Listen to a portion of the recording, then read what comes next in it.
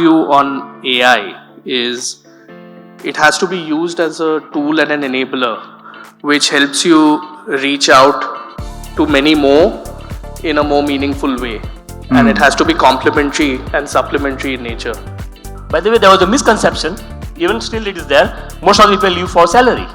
Then there was another misconception, people leave because of managers. Yeah. But the real part is, they want rotation, they want challenges, they want to be excited, right? Recognition. So if you look at combination part of it, Mukesh at this career stage, he probably is excited about salary, but at other career stage, he wants rotation. At other career stage, he just wants work-life balance. So this basically double downs on the fact that we were saying that 90% are okay shifting for the same CTC if they get learning and growth. Exactly.